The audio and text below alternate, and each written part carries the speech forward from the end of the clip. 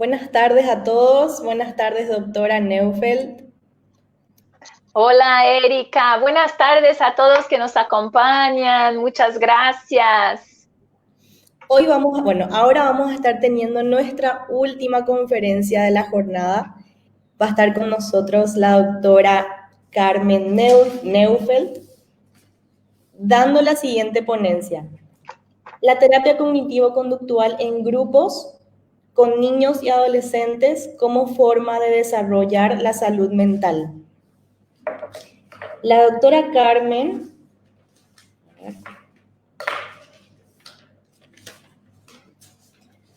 Vamos a presentarle un poco a la doctora Carmen, es psicóloga, máster, doctora y postdoctora en psicología, docente de la Universidad de San Paulo, investigadora y coordinadora del Laboratorio de Investigación e Intervención Cognitiva del Comportamiento, autora de más de 30 libros, más de 70 capítulos de libros y más de 50 artículos. Presidente de ALAPCO. Bienvenida, doctora.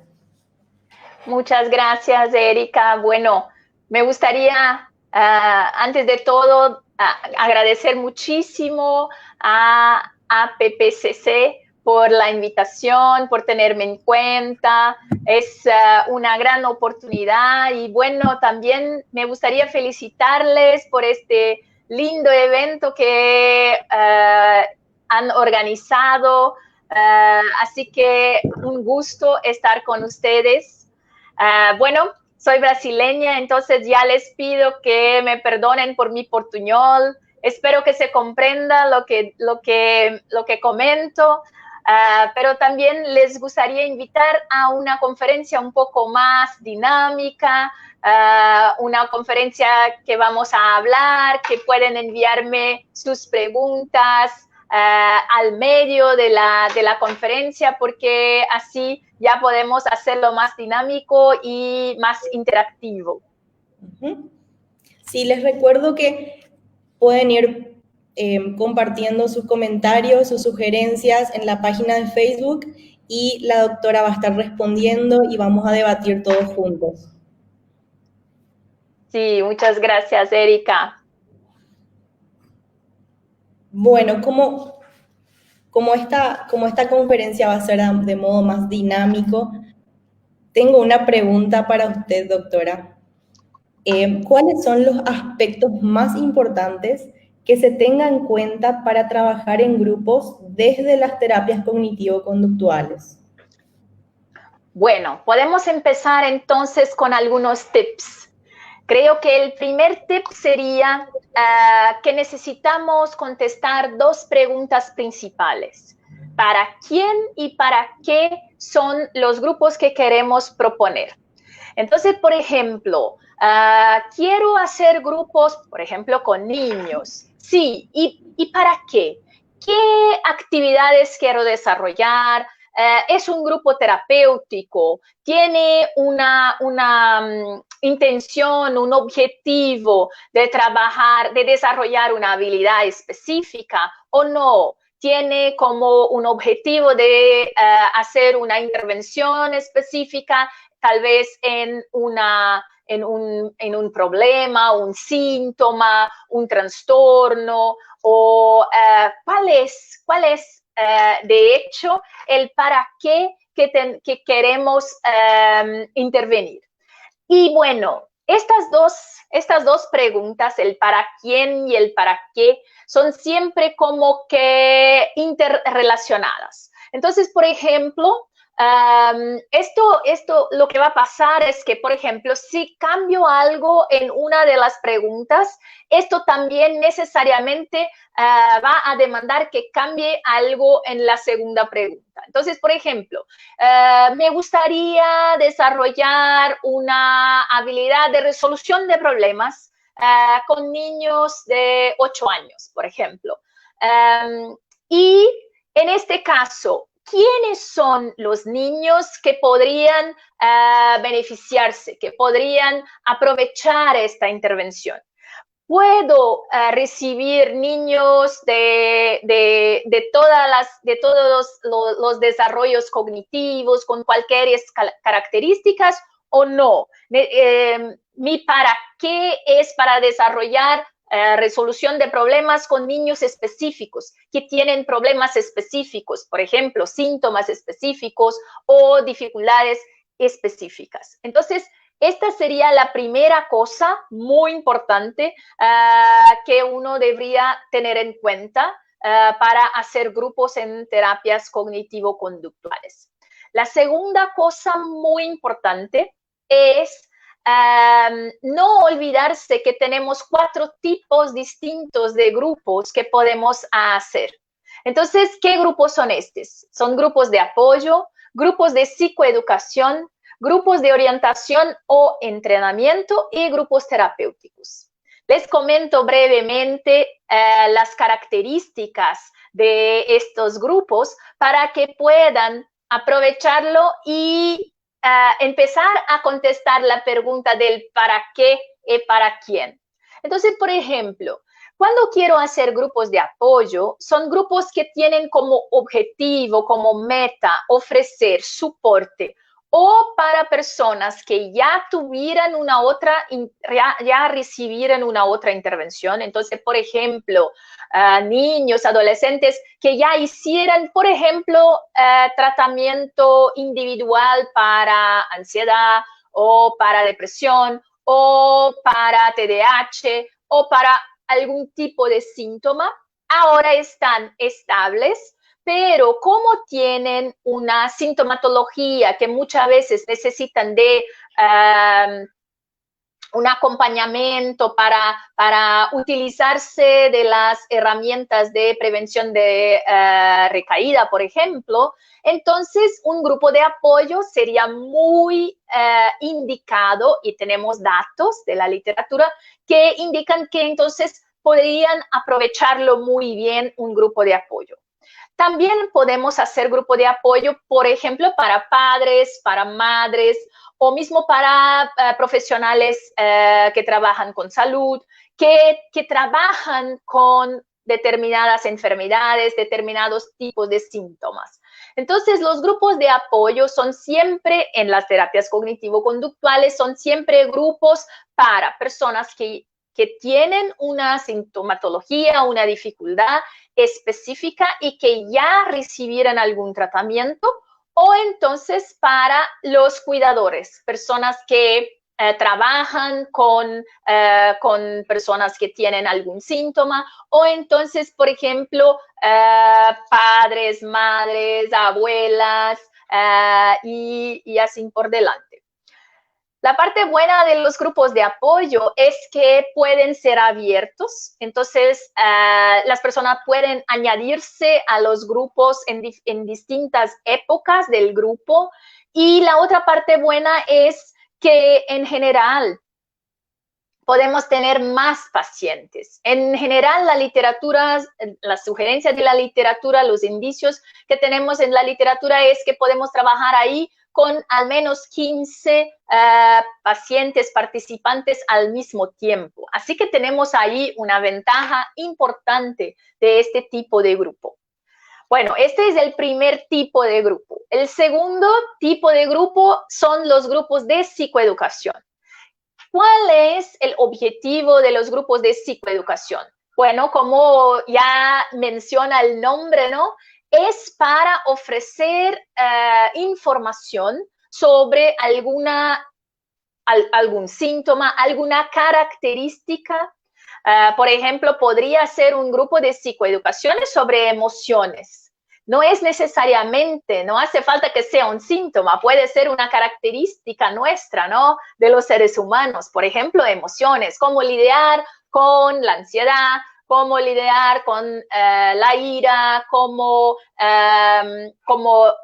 incluso cómo identificarlo, ¿no? Esta es la parte más importante de los grupos de psicoeducación.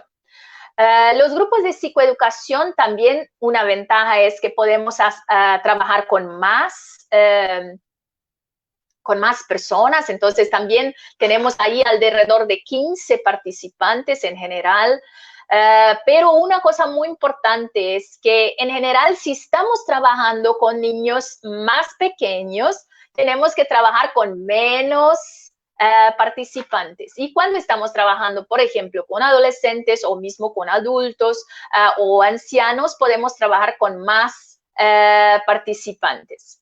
La idea es que en grupos de psicoeducación el para qué es información, ofrecer información y ayudar a las personas a hacer un invertimiento en autopercepción. Entonces, que desarrollen autoconocimiento, que puedan entonces, por ejemplo, identificar sus características, como comenté, por ejemplo, la parte de emociones, como identificar las emociones que suele sentir y así por delante. Estos grupos en general se trabaja algo como 4 sesiones, entonces son grupos más cortos. Esta es una otra ventaja de este tipo de grupo, ¿no? Y bueno, después vienen los grupos de entrenamiento y orientación. Este tipo de grupo suele ser muy bueno, muy indicado para el para qué de promocionar salud, de prevención, por ejemplo. Y bueno, ya como comentaba el título, ¿no?, de esta conferencia, la idea es que hagamos también intervenciones más para promocionar salud, para prevenir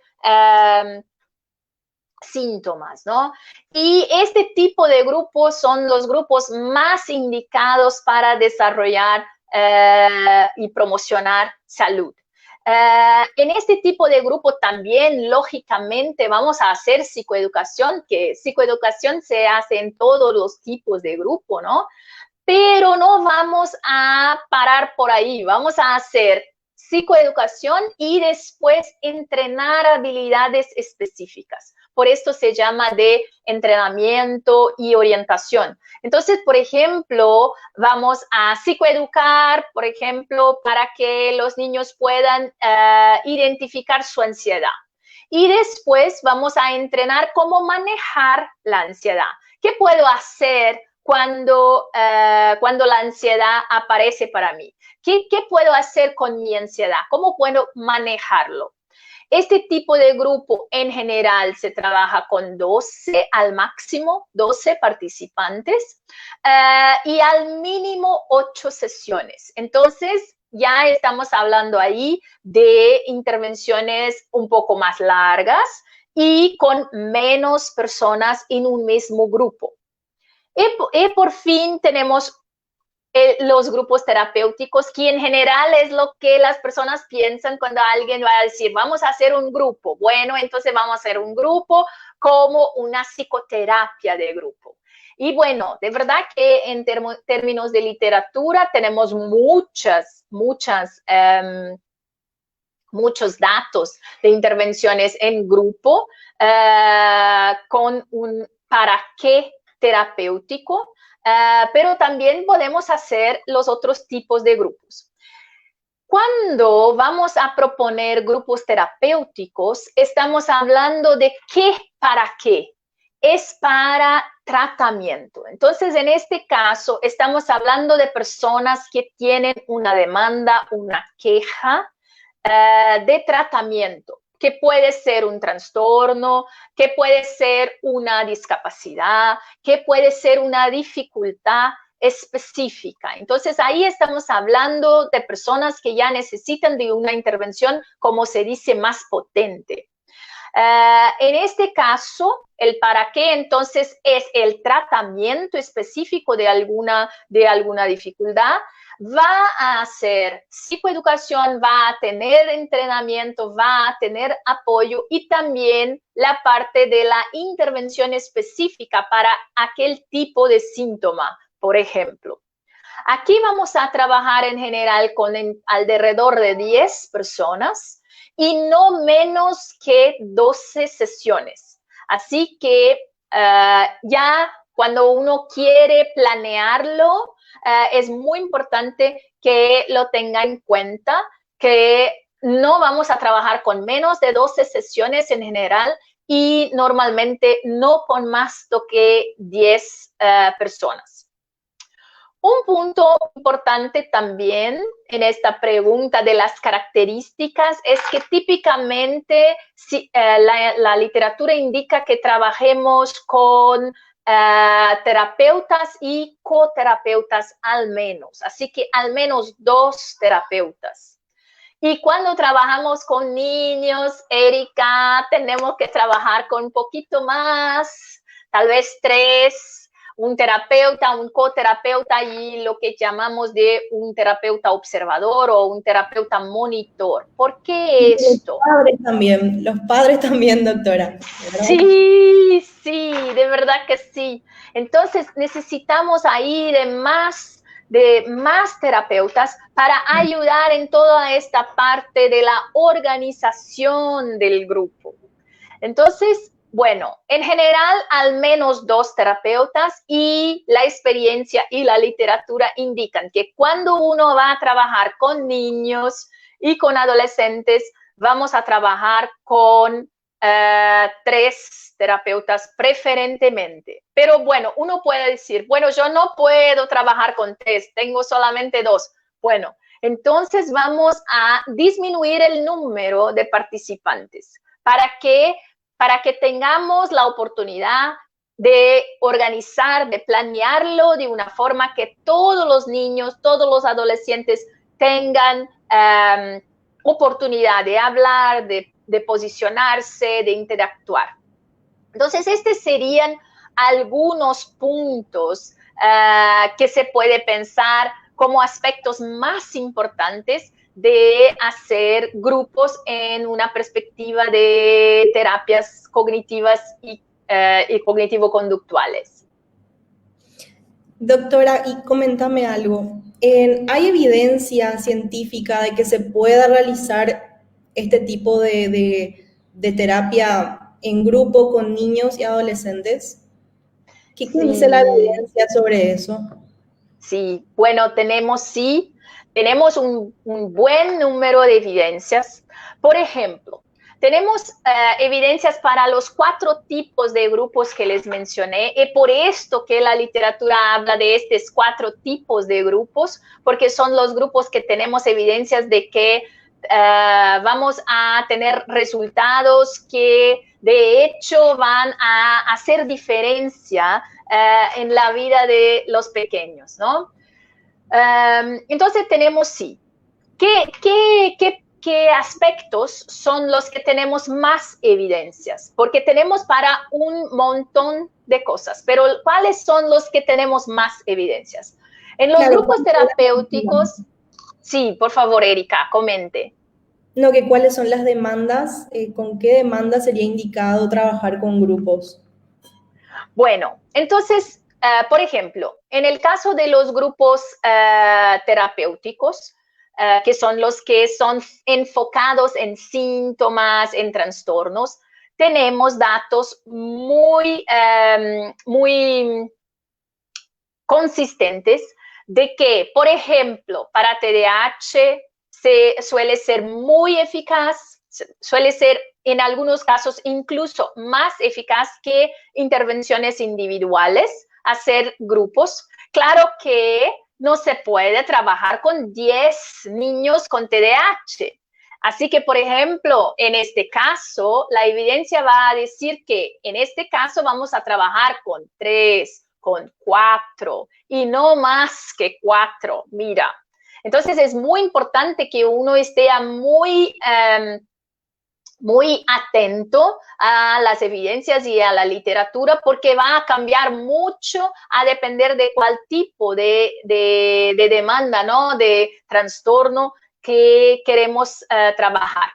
Por ejemplo, en los trastornos de ansiedad tenemos también evidencias de que en general los niños y los adolescentes es muy beneficioso para ellos trabajar con intervenciones grupales.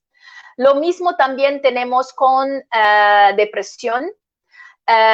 Y una cosa muy interesante es que incluso en casos de ansiedad con adolescentes, en casos de depresión con adolescentes, hay estudios que comparan intervenciones individuales e intervenciones grupales para adolescentes en estos casos y que las intervenciones grupales se muestran más eficaces muchas veces que las intervenciones individuales. Y les comento por qué.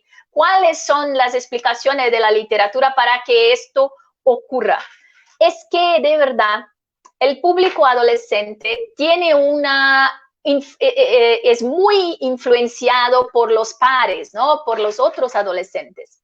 Y en general, los factores terapéuticos para los adolescentes suelen ser muy importantes, los factores grupales. Entonces, por ejemplo, la universalidad, por ejemplo, la instilación de esperanza. Entonces, por ejemplo, solamente la posibilidad de ver que alguien pasa por el mismo tipo de problema que yo y que no es solamente yo que tengo este tipo de dificultad y tal, todo esto impacta de forma muy importante principalmente a los adolescentes.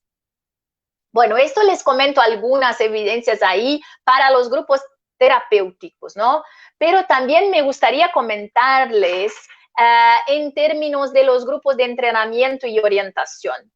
Porque de verdad, mira, cuando uno quiere trabajar con promocionar salud y prevenir síntomas, las intervenciones de grupo son en general las más indicadas.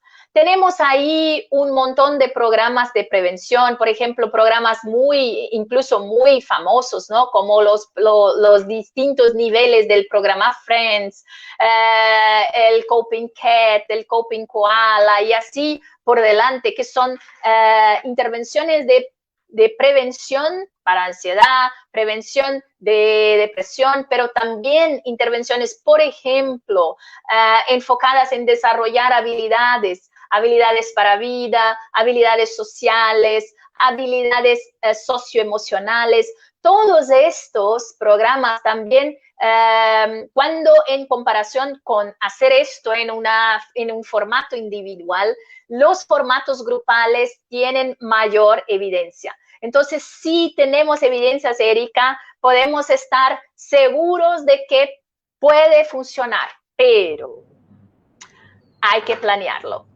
No se puede hacerlo de cualquier manera, hay que planearlo, ¿no? Es fundamental que las dos preguntas que les mencionaba al inicio, que es para qué y para quién, sean muy cuidadosamente contestadas antes de empezar el grupo. Entonces, planearlo todo antes. Por sobre todo, creo importante, doctora, la importancia de esa evaluación previa justamente del grupo. Sí. Es imprescindible. Sí, de hecho que esta parte de la evaluación previa es incluso uno de los mayores desafíos de trabajar con niños y adolescentes en grupo. Porque muchas veces pensamos, bueno, podemos poner todos los niños o todos los adolescentes que tengan la misma edad y si tienen la misma edad, está listo, podemos ponerlo todos ahí en el grupo y tal. Y esto no es bien así. Entonces, muchas veces necesitamos tener en cuenta, estar muy, muy atentos a este grupo que voy a proponer. Hay que ser bueno para todas las personas que evalué, que seleccioné para poner en este grupo. Entonces, esto significa decir que necesito conocer muy bien quién son las personas que van a estar en el grupo.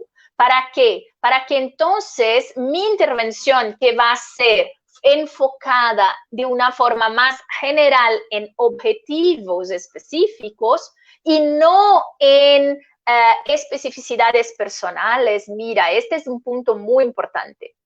Entonces, en este caso, ¿cómo voy a organizarlo para aquel grupo? customizarlo para aquel grupo. Necesito estar muy atenta para esta parte de evaluación. Por ejemplo, los niveles cognitivos, el lenguaje, el nivel de desarrollo, incluso, por ejemplo, el tipo de síntoma. Si este síntoma, por ejemplo, está muy grave o no, a veces que cuando el síntoma está muy grave, no es indicado poner las personas en grupo, solamente cuando ya están un poco que más estables. Entonces, todo esto son cosas que uno hay que evaluar antes de empezar el grupo. No sé si tenemos comentarios, cómo están, que yo no veo nuestra audiencia, Erika. No sé si me comprenden con mi portuñol.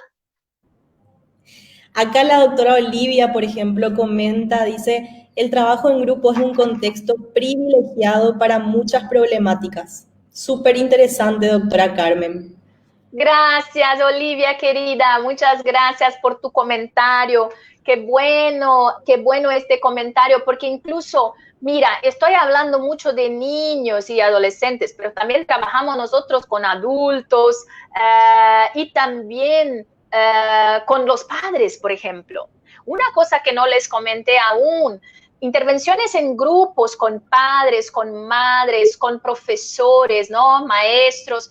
Esto son intervenciones también que suelen ser muy indicadas. Tenemos datos en la literatura, tenemos evidencias de que podemos desarrollar incluso salud mental para los cuidadores, además de promocionar salud en los niños y los adolescentes por una vía indirecta. ¿Me explico? Porque, por ejemplo, puedo enseñar a estos cuidadores, a estos educadores, a estos padres, madres, abuelos, así por delante, cómo pueden ayudar los niños y los adolescentes a desarrollarse de una forma más saludable, ¿no? Entonces, son muchas oportunidades, así que el comentario de doctora Olivia es perfecto, excelente. Muchas gracias, querida. Además de eso, doctora, tengo otra pregunta. Por favor. ¿Cuáles serían estos puntos más desafiantes para trabajar con niños y adolescentes en grupos? Bueno, podríamos hablar muchas horas sobre esto. ya te comento que podríamos hablar mucho tiempo sobre esto. Pero mira, vamos a intentar resumirlo, ¿no? Yo creo que la primera cosa más desafiante, más difícil para nosotros es que cuando nos ponemos en grupo, rápidamente tomamos un tono de maestro y empezamos a ofrecer clases. Y hablamos nosotros y los niños y los adolescentes callan. Entonces, esto es un desafío. Esto es un desafío muy grande para los terapeutas. ¿Por qué? Porque mira, si es una intervención que quiere ser un tratamiento o que quiere intervenir, que quiere desarrollar autonomía, necesita ser colaborativo. Entonces, no puede tener un tono de clase, ¿me explico? Entonces, este es el primer desafío, que vamos a como quebrar una sistemática. Los niños y los adolescentes están acostumbrados que cuando vienen los adultos a hablar con ellos en grupo, ellos callan y nosotros hablamos. Y ellos son como que los que reciben todas las informaciones. Cuando queremos hacer terapia cognitivo-conductual en grupos, necesitamos que las personas comenten, que las personas interactúen, que las personas estén más activas, incluso porque queremos desarrollar autonomía en ellas. Y bueno, en el caso de niños y adolescentes, este es un desafío, porque tenemos que romper con una estrategia, con un tipo de formatación que tenemos en nuestra cabeza, ¿no? de que cuando hablamos con niños, nosotros hablamos y ellos escuchan. Entonces, este es un desafío. Y esto nos lleva al segundo desafío. Mira, Erika, que todos nosotros tenemos una idea de que vamos a estar en un grupo y que los niños van a estar todos sentaditos y callados y haciendo así. Y cuando les hacemos una pregunta, van a reflexionar y después de reflexionar van a contestarnos, todos en una orden específica. Y de verdad, yo suelo hacer un chiste que es hacer una buena intervención de terapia cognitivo-conductual en grupos con niños es, de hecho, hacer una sesión en movimiento. Es una forma bonita de decir que de verdad es un rollo, porque de verdad que todos hablan juntos y que nosotros vamos a intentar ayudar a organizar esta sesión que sea colaborativa, poniendo límites, pero de una forma que sea con afecto y principalmente que estos límites no influyan negativamente a un punto tal que nadie se pronuncia, que nadie habla, que nadie colabora. Entonces, este es el segundo punto muy importante. El tercer punto es la parte de la evaluación que ya lo comentabas tú, ¿no? Que es cómo vamos a evaluar, cómo vamos a poner los criterios de cuáles son los niños y los adolescentes que pueden estar en este grupo. La literatura es nuestra mejor amiga en este caso. Necesitamos saber cuáles son este programa que vamos a proponer, quién son elegibles. Y esto nos lleva al cuarto punto, que es un desafío gigante, que es cuando uno ama a los grupos como yo, quiero poner a todos, porque a mí me encanta, porque a mí me parece que todos puede ser beneficioso para todos. Bueno, sí, pero tal vez no para todos juntos. Tal vez algunos necesitan estar en el grupo A, otros en el grupo B, otros en el grupo C y así por delante. Y una cosa que suele pasar con los terapeutas cognitivo-conductuales de grupos que no tienen tanta experiencia es que piensan, mira, lo que voy a ofrecer es tan bueno, puede ayudar tanto a estos niños, vamos a ponerlos todos ahí.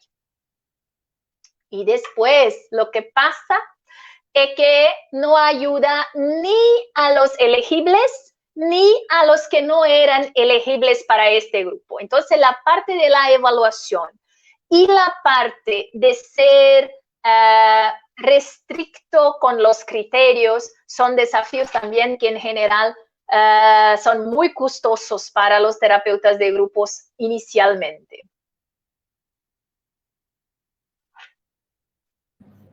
Y doctora, en un ámbito privado, en un ámbito de clínica privada, ¿es posible realizar este tipo de abordajes o solo en la salud pública? Excelente pregunta, Erika. En general, ¿qué es que pasa en nuestra cabeza? En general pensamos, bueno, grupos es una intervención o son intervenciones para salud pública, para escuelas, para instituciones, no para un ámbito clínico privado, por ejemplo. Y la invitación que quiero hacer yo a ustedes es que no, de verdad, podemos hacer grupos en un ámbito de la práctica clínica privada. Por ejemplo, una cosa que normalmente comento es que las terapias cognitivo-conductuales en grupo no llevan a mal que uno haga más de una intervención con la misma persona. ¿Qué quiero decir con esto? Por ejemplo, uno puede tener un niño en terapia para trabajar, por ejemplo, el TDAH. Y bueno, ahora recibí uno más, otro, tengo 3, por ejemplo. ¿Por qué no hacer, además del tratamiento individual, un grupo para desarrollar una habilidad específica? Por ejemplo, una vez que se sabe que para desarrollar habilidades, para promocionar salud, para prevenir dificultades, uno puede y debería hacer más intervenciones en grupo. Entonces, la idea es que empecemos a ofrecer más de un tipo de intervención, porque son distintos tipos de intervenciones y que son buenas para distintos tipos de problemas o de síntomas o de objetivos. Entonces, es una invitación que quiero hacerles, porque en general nosotros somos como muy posesivos, ¿no? Nosotros, los terapeutas, somos como muy posesivos. En general, si alguien hace terapia conmigo, eso puede hacer terapia conmigo y eso puede hacer un tipo de intervención. De verdad que las evidencias están en una dirección contraria de esto. Los problemas de salud mental son complejos y como problemas complejos tenemos distintos niveles de intervención, que es lo que la literatura llama de low intensity y high intensity, ¿no? De intervenciones de distintos niveles que las personas podrían beneficiarse. Y, por ejemplo, cuando alguien va a ofrecer, por ejemplo, un grupo de psicoeducación, es una intervención que se llama low intensity, de baja intensidad, se podría decir. Pero no significa decir que no funciona. De verdad funciona, es importante, pero ¿para qué? ¿Y para quién? Por ejemplo, solamente para darles un ejemplo más, tal vez una persona tenga 4 o 5 pacientes con trastorno del espectro, por ejemplo, autista. Podría, por ejemplo, ofrecer un grupo de psicoeducación para padres al principio, porque esta psicoeducación que hace sobre el trastorno del espectro autista individualmente con estos padres, lo podría hacer en grupo.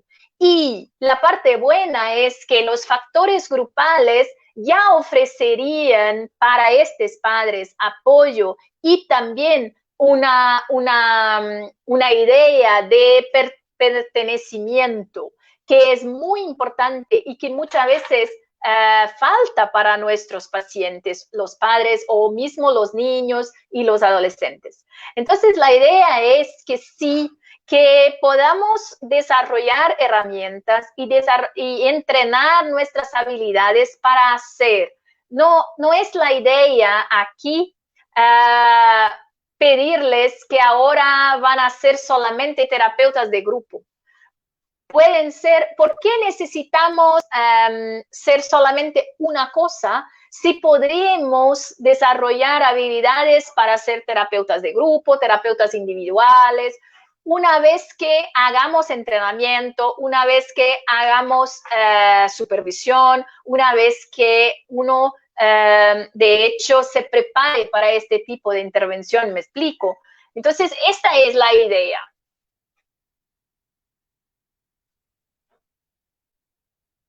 Y ahora por todo este tema de la pandemia, desde su práctica clínica y por parte de las evidencias, ¿se puede hacer grupos de manera online con niños y adolescentes? Perfecto, perfecto. Sí, ya teníamos evidencias de que es posible sí hacer grupos online, pero de verdad que no sé cómo era en vuestro país, pero en nuestro país teníamos una resistencia. Pensábamos, no, de verdad que no, mejor siempre presencial. Bueno, lo que quiero comentarles es que si hacemos una revisión de la literatura, claro que las intervenciones online no son para todos los tipos de pacientes, para todos los tipos de dificultades, pero sí puede funcionar muy bien la intervención individual, así como la intervención grupal online. ¿Qué tenemos de evidencias? Por ejemplo, nosotros en el laboratorio que coordeno, ¿no? Hicimos intervenciones para manejar ansiedad de adolescentes online.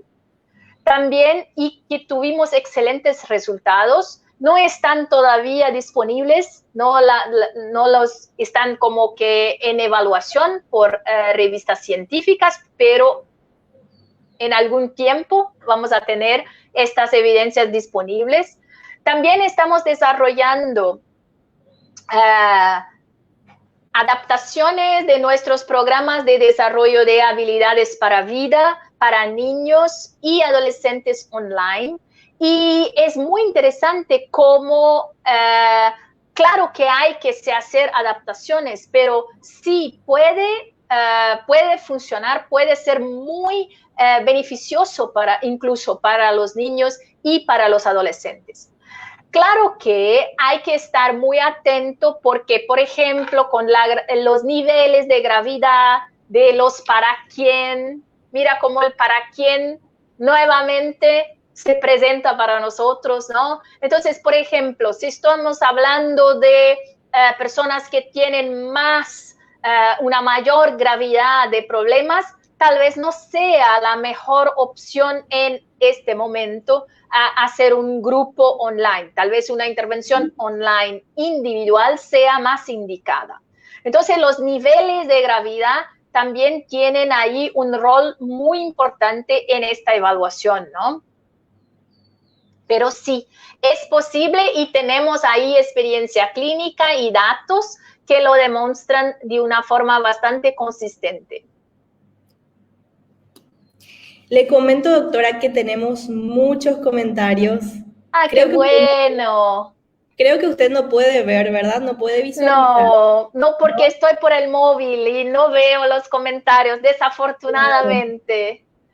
Pero muchas gracias a todos que nos acompañan y estoy aquí a vuestra disposición para preguntas, comentarios, lo que quieran. Voy a ir compartiendo algún par de preguntas. La primera dice, Vero Canteros pregunta, ¿qué importante sería implementar? No es una pregunta, disculpen. ¿Qué importante sería implementar las intervenciones psicoeducativas con niños y adolescentes a su vuelta a clase después de esta larga cuarentena? Me gustaría trabajar. Perfecto. Excelente comentario, Vero Canteros, ¿no? Sí. Excelente comentario.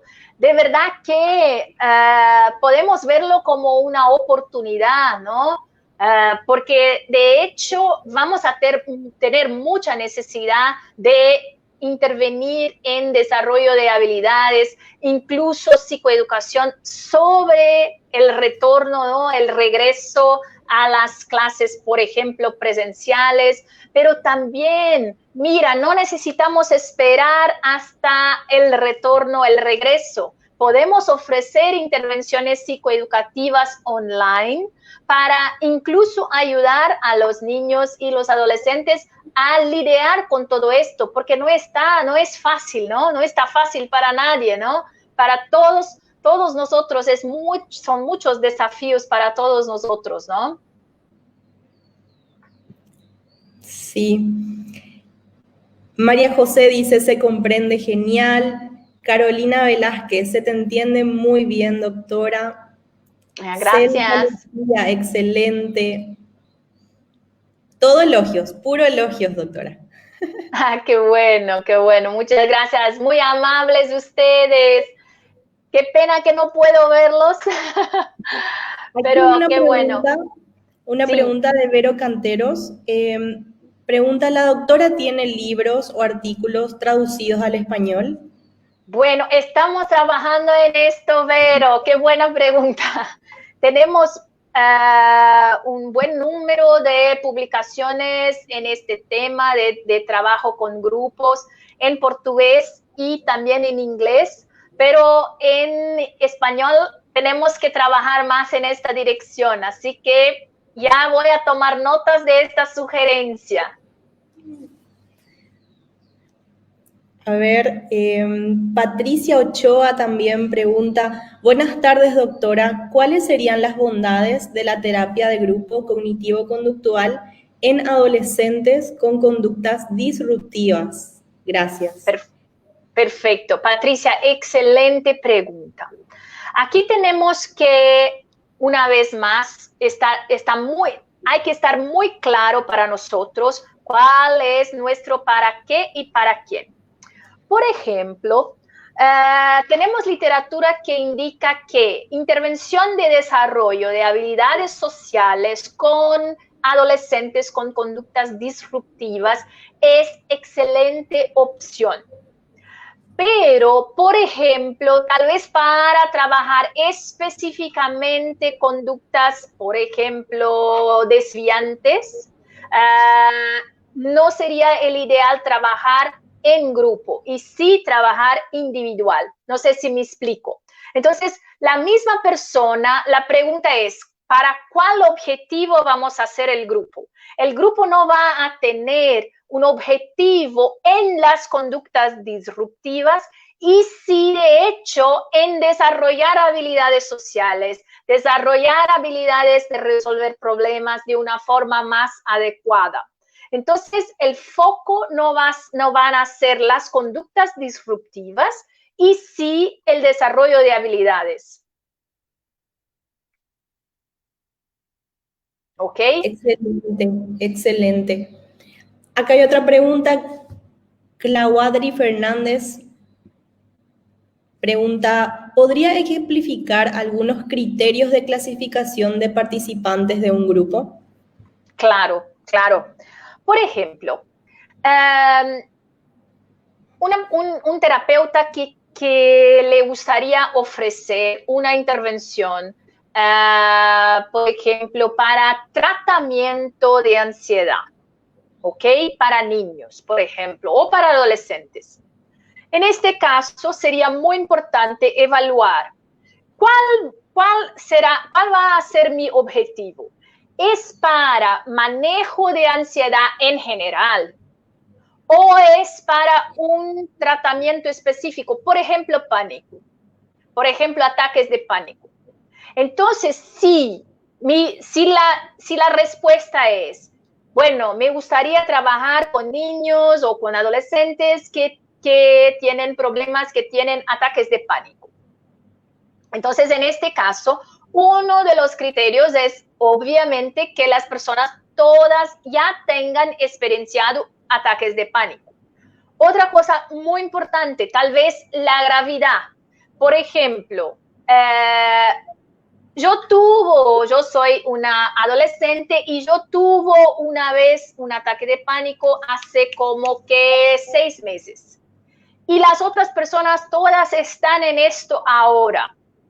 Probablemente yo que ya no tengo ataques de pánico, tal vez a mí me suene un poco raro, tal vez me parezca que yo no pertenezco ahí a este grupo. Entonces, mejor que haga una evaluación para tener más homogeneidad de objetivo. ¿Por qué? Porque el objetivo va a ser trabajar los ataques de pánico que las personas tienen ahora, en las últimas semanas, el último mes, por ejemplo, solamente para darles un ejemplo.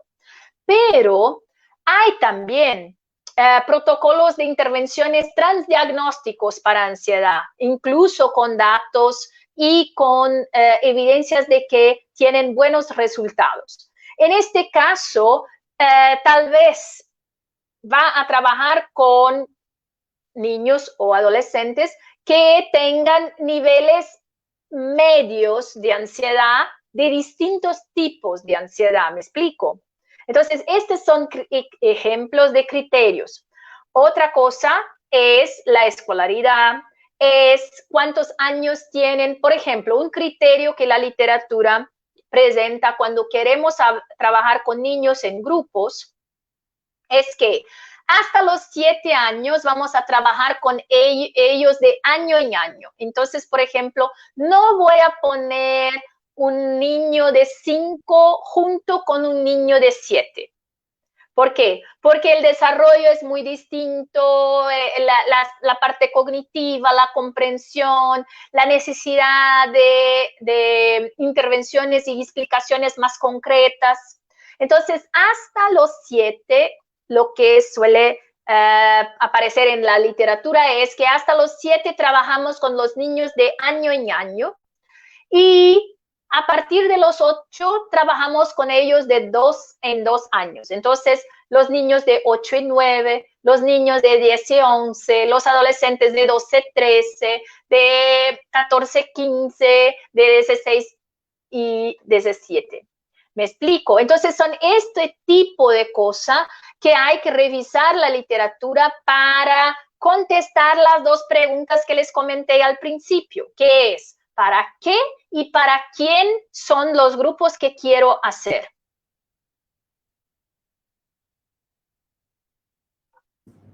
Excelente, doctora. Excelente. A ver, Vero Canteros dice, amé esta ponencia, ojalá la APPC pueda traernos a la doctora para formarnos en TCC para grupos. ¡Qué lindo! Sí, por favor, que me encantaría. Vamos a hacerlo. Nancy dice, excelente. A ver, María Gloria también, excelente. Yoshi, buenísimo.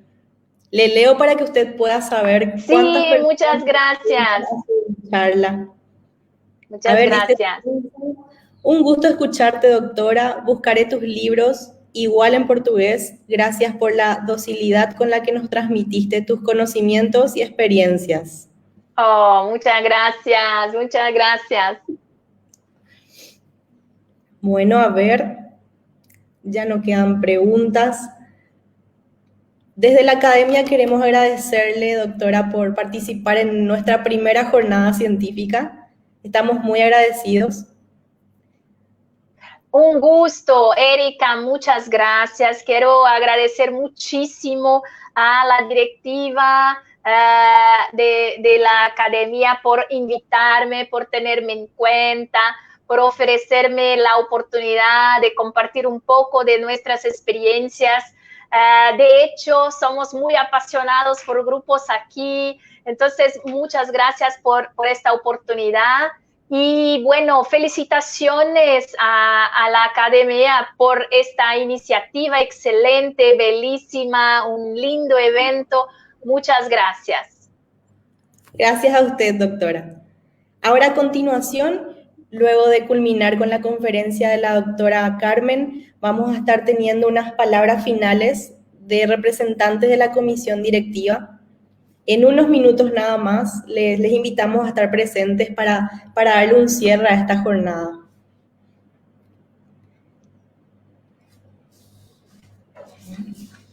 Bueno, le agradecemos de nuevo, doctora, y esperamos que algún día pueda venir a visitarnos. Sí, va a ser un placer. Muchas gracias. Bueno, hasta luego. Hasta luego. Chao a todos. Un besito desde Brasil. Muchas gracias. Gracias por acompañarnos.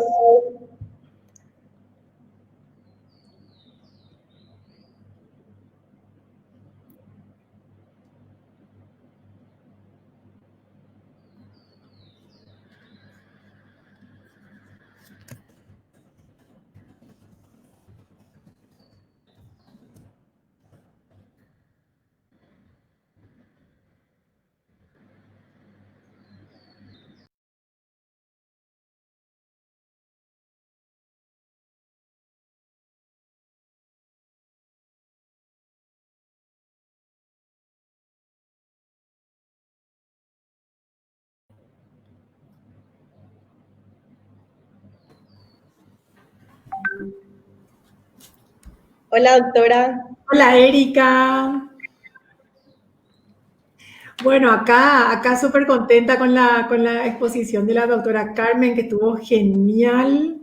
Realmente estuve pensando en el transcurso de de su ponencia y en el de las demás, que qué buena forma de empezar nuestra primera jornada como academia, en el que estamos mostrando el talento, estamos teniendo invitados tan buenos que nos están mostrando producciones, porque la doctora Carmen, por ejemplo, tiene una vastísima producción intelectual en investigaciones, en libros, en trabajos. Entonces, qué buena manera de arrancar nuestra jornada, que es realmente lo que estamos queriendo y lo que vamos a hacer a futuro. Hola, José, ¿cómo estamos? Hola, vicepresidenta. Ya Hola, presidente. más aliviado de la ansiedad del debut en sociedad que tuvimos hoy de manera espléndida, con un soporte, con un trabajo de base y de coordinación de todo el equipo fabuloso, y por supuesto disfrutando 7 exposiciones, solo una muestra muy, muy pequeña de todo lo que queremos hacer y todo lo que queremos analizar y trabajar desde la Academia Paraguaya de Psicología Cognitivo-Conductual. Así mismo, y realmente es una oportunidad muy linda de entrar en contacto con los colegas. Otras cosas también que estuve pensando hoy, estuve reflexionando. Nosotros hace un año, cuando hemos organizar esta jornada, estábamos pensando en los locales, en dónde podíamos hacer, en qué fechas, y nuestra jornada iba a ser presencial. Entonces, eso seguro que también iba a estar bueno, pero la pandemia y las situaciones contextuales nos obligaron a hacer así online.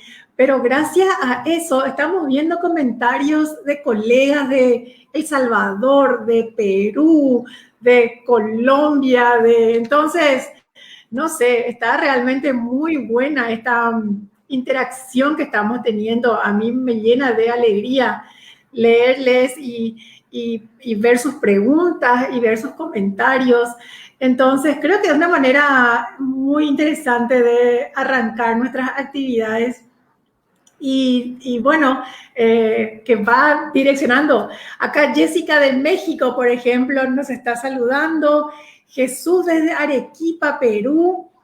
A ver, díganos, ¿desde dónde están? Desde El Salvador, Jorge Campos, Natalia Ferrero desde Perú. Podemos estar en contacto con colegas tan admiradas. A ver, acá, porque ahora descubrí al final de la jornada cómo ver los comentarios. No sé, José, si vos podés ver los comentarios. Yo siempre voy detrás tuyo en el avance del manejo tecnológico. En el menú que tenés dice chat privado y dice comentarios. Hay una pestaña que es chat privado, que es el que se presenta por, ¿cómo se dice? Por defecto, y después al lado hay comentarios y ahí aparecen todos los comentarios de los colegas. Entonces, ahora pillé, al final de la jornada. Yo prefiero no mirar porque me voy a poner muy ansioso sabiendo que tenemos un auditorio internacional y bueno, en realidad esta especie de participación internacional, diría iberoamericana, me recuerda un poco nuestros debates iniciales sobre la denominación de la academia, si iba a ser Academia de Psicología Cognitivo-Conductual o Academia Paraguaya. Porque justamente decíamos que una de nuestras intenciones es hacer un trabajo más allá de las fronteras, tener solamente el interés en la ciencia y en la aplicación del paradigma comportamental como norte, digamos, ¿verdad? En ese sentido, las fronteras que tienen que ver, las líneas demarcatorias que tienen que ver con países, que tienen que ver con organizaciones. Nosotros que siempre quisimos estar más allá de ese tipo de limitaciones, pero finalmente por una cuestión de trabajo y de mayor impacto local le llamamos Academia Paraguaya de Psicología Cognitivo-Conductual. Pero ahora al ver que nos saludan desde Perú, desde México, desde El Salvador, es decir, evidentemente estamos regocijados y muy, muy expectantes por poder trabajar con todos estos colegas de Perú, de México, de Argentina, de Brasil. Yo estoy sumamente entusiasmado. Y en ese sentido, el trabajo que nos espera después de esto, que se postergó en gran parte por la cuestión de la pandemia, se postergó nuestra puesta en sociedad. Lo hicimos ahora en este evento con 7 participantes hoy, que fueron de lo mejor, pero ahora nos toca el trabajo de poder difundir y captar a las personas en la afiliación a la academia. Lo que tenemos a disposición para poder comunicarnos es el perfil de Facebook, que ahora la gente está conociendo. Muchas de las personas ya estuvieron participando, otras están conociendo ahora, así que por favor manténganse en contacto. Nosotros tenemos el esquema para atenderlos de la mejor manera, hacer afiliaciones en línea, incluso las solicitudes, la recepción de documentos, los pagos correspondientes en la cuestión administrativa. Estamos preparadísimos, así que Olivia, yo creo que también con tu carisma sería interesante que invites a la gente a que se anote y bueno, a partir de eso vamos a trabajar en esa captación, digamos, de personas que quieran codo a codo trabajar con nosotros. Sí, por supuesto. Gracias, José. Gracias por el halago. Bueno, también es tan interesante leerles a los colegas que nos saludan, a los colegas que están, a nuestros compatriotas que nos están saludando y que bueno, que esperemos que se junten, que se unan a nosotros para que trabajemos juntos. El objetivo es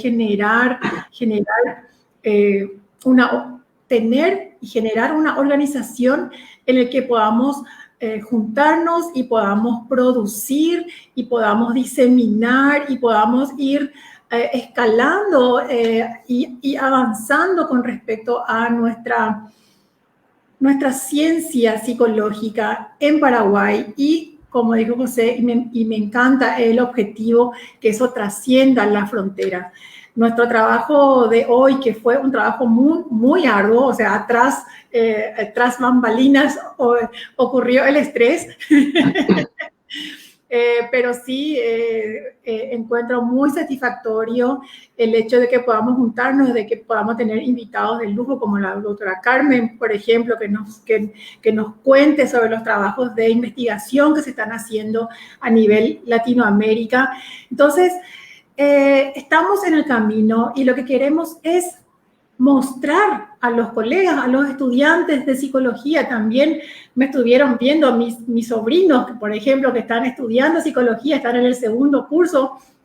Entonces, que puedan ver cuál es el movimiento de la psicología científica en Paraguay, en qué estamos trabajando, qué producción hay. Esa es la gran tarea que tenemos por delante, que podamos diseminar el modelo y que podamos llegar a formas mucho más funcionales, mucho más útiles, mucho más efectivas de trabajar en los diferentes ámbitos donde el ser humano se desarrolla. Entonces, por eso me parece una intención muy importante, porque al fin y al cabo trabajamos para el bienestar de los seres humanos en el ámbito en el que éste se desarrolle o se encuentre.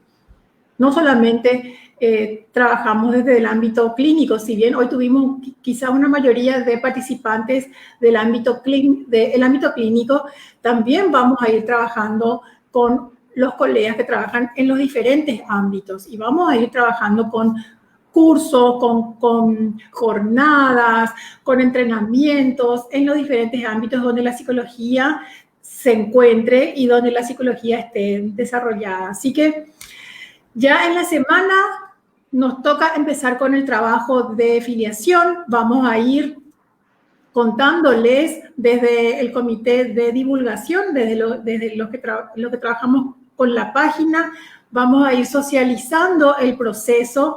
Así que esperamos que todos puedan unirse y que todos podamos ir trabajando juntos. Entonces, José, yo creo que no nos queda otra que agradecerle a todos los colegas que participaron hoy con nosotros, a todos los colegas que nos estuvieron escuchando, a los estudiantes y a las personas en general que nos estuvieron viendo y apoyando desde el otro lado de la pantalla. Entonces, desde mi lado, muchísimas gracias. Estamos en contacto. Cualquier pregunta, cualquier solicitud, cualquier sugerencia, si se quieren acercar para colaborar, inclusive está la página, está mi página personal también, donde me pueden escribir. Y bueno, estamos en contacto. Muchísimas gracias por acompañarnos.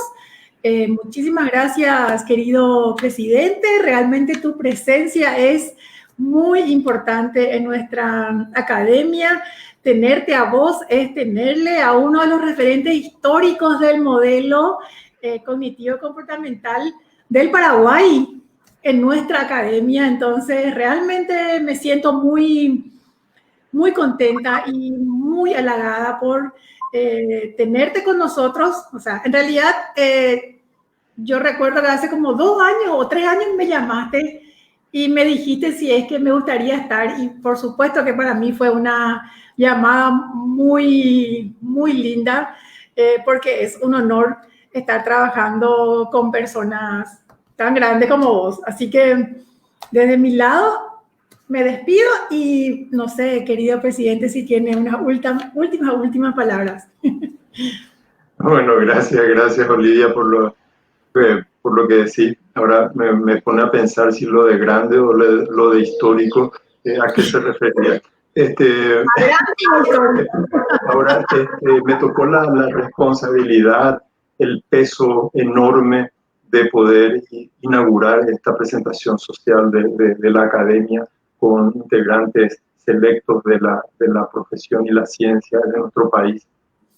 Y me toca también el honor de cerrar en esta ocasión de manera conjunta con nuestra vicepresidenta. Y así que muchas gracias a los participantes que dieron su tiempo, su calidad, y muchas gracias también a todos los que se prendieron. Y por supuesto, el equipo que vamos a mencionarlos en algún momento a través de nuestro perfil, el equipo que estuvo trabajando de manera impresionante para que esto salga de alguna manera lo mejor posible. Hay imponderables como, qué sé yo, mi ignorancia tecnológica, etcétera, pero bueno, el equipo supo manejar eso y salió una jornada que yo creo que es una muestra de lo que vamos a tener. Así que muchas gracias, me despido, chao Bolivia, y hasta muy, muy pronto. Bueno, chaucito. Chao.